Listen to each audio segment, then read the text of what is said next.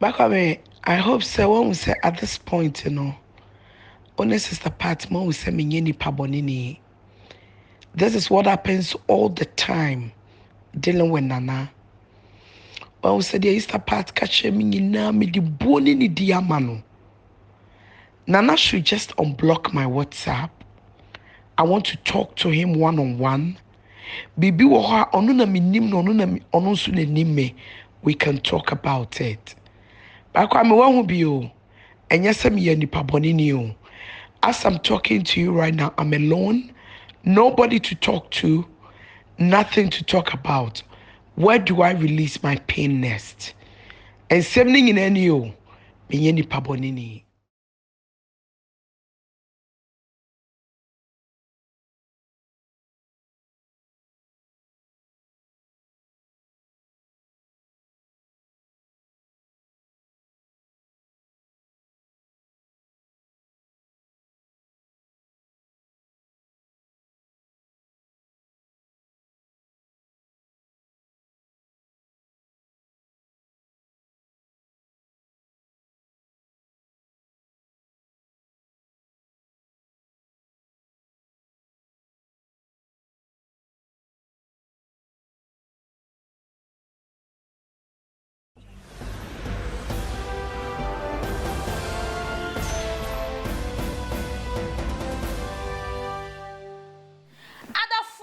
Obi biara kwaba Edeba Syndicast TV sumidi ene obaya gege eya Kasim scenario ana ose ode Nyankopon ase o ma na wafa ne ho afa ne ba ene nkora ne nya afe baako me kire 1 year Nyankopon ensua nkwala yi pom ya twins Nyankopon enhyira maami papa he se de ne tifie du na wawo maame Nyankopon enhyira saso na ye edusafo a ede asembe ba edusafo ana ebeto ho se yesu onu no kopena na do ni ne keka ho na obedi ode bafa ho didi ni patem bebrebe no edusafo ana yenya ne voice ede ababonten ake so ohu abeg ede she na do kiremu anana isi ade wa oni man kasa de ma ye lonely o omo de asembe ba me guess for the day ye fiamela ye twen ho abasima ye ba medini akanyina ebe chamuso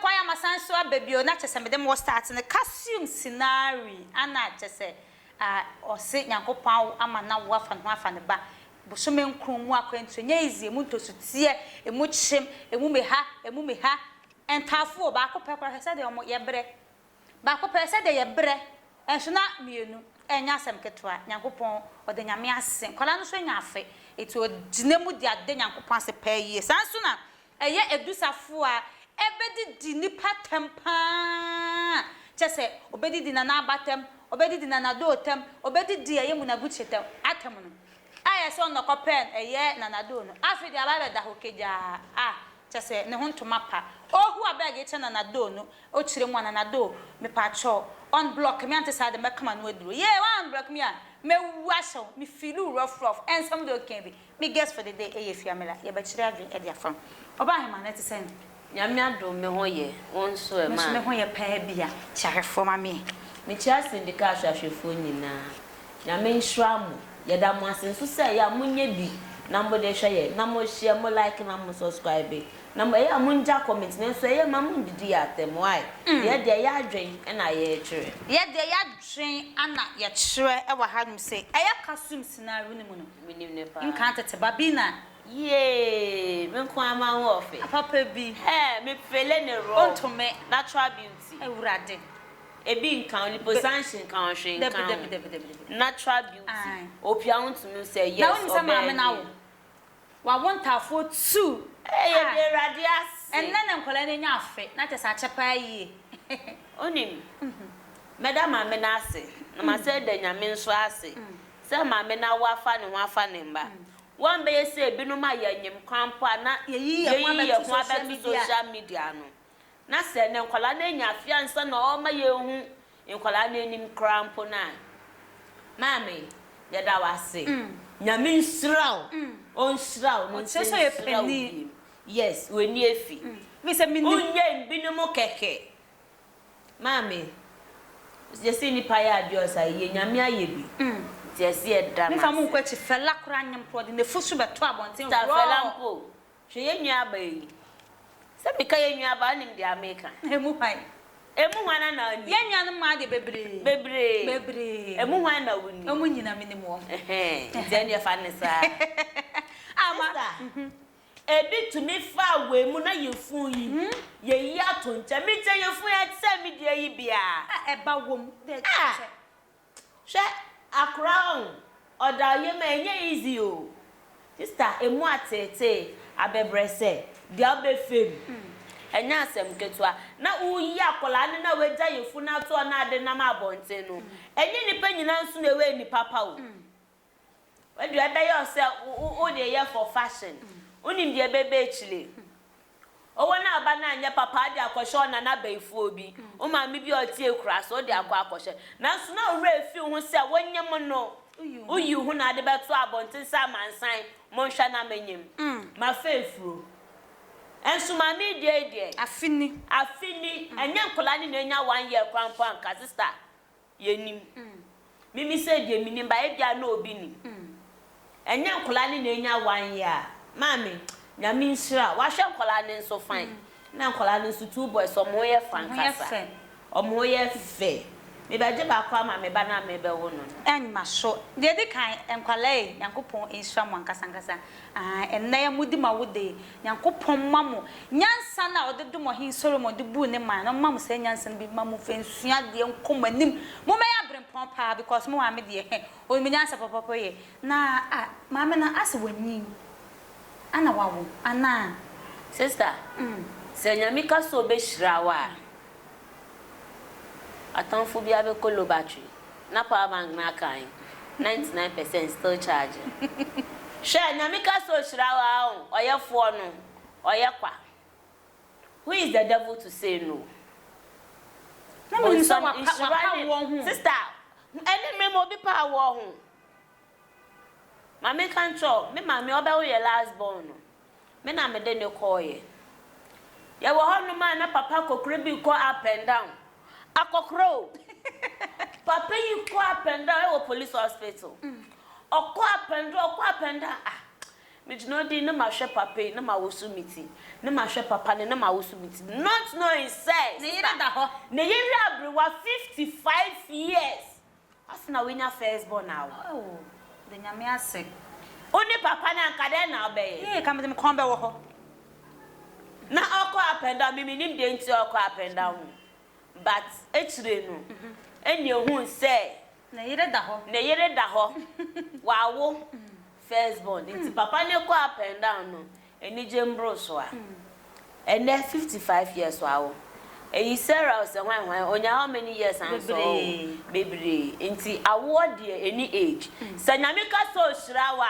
kwan bia so no opa mewiase nyina ntena mo nsanto enkyerɛ so ye boni momo nsrew but se emene so a oh sister eni jembro so ene be odi Nyankopɔn so fa ne bo onto ne ntem obi a na ebo no oto ne ntem a obi be so ewo mfram entumi mba mbedru nti oto ne boko se na be ya eba slow by sure na ba bedru na eyese oyi nkwala ne beto abontensa se ne no manya afe nti o manya afe ne de ontumi nka se otena ho ema obi onipa ni masem kan se wan fa mo amba be kire na ekire bi ekodu be obi kwa baba betena aka so okọ adopt nkwala no okay Ghana hanso de masem kan masem ya kan tu ni paso nso a oyi wanu biara enye yi kwan bia so no ya de atade ni be show atade ni mfeto krampo a ya de atade ni be show ama na afeto Ghana ye ni masem kenti maame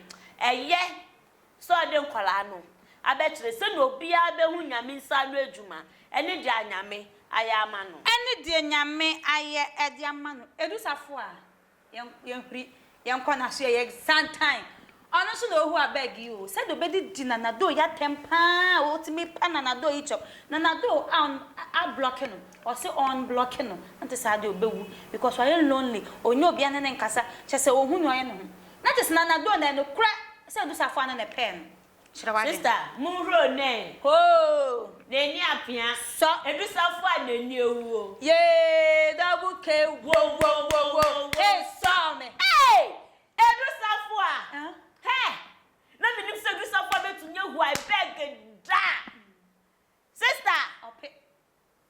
so me tina o jabo so kitchen o so eh. Edidi be ma tensen. Ni nyina tina odo no.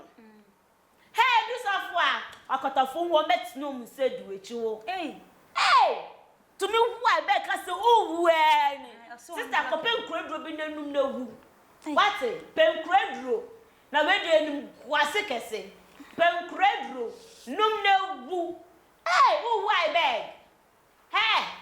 Mene wa.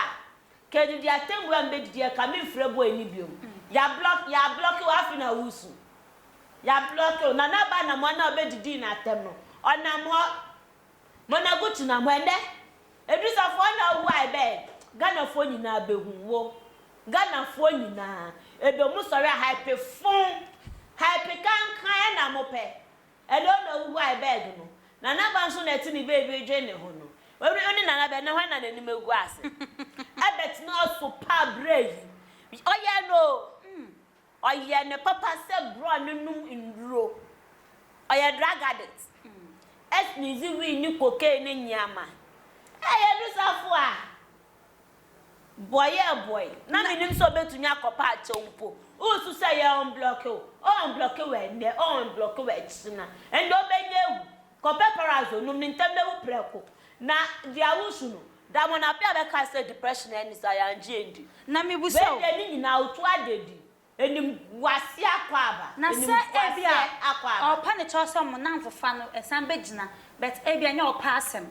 Adam fufa ben. Cho so na danfo. Aya wadanfo na nsi oye lonely ono aka che ne ye.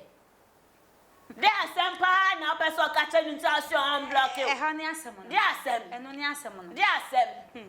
Ya ka se dwama ya hye mama amose ma ye nka.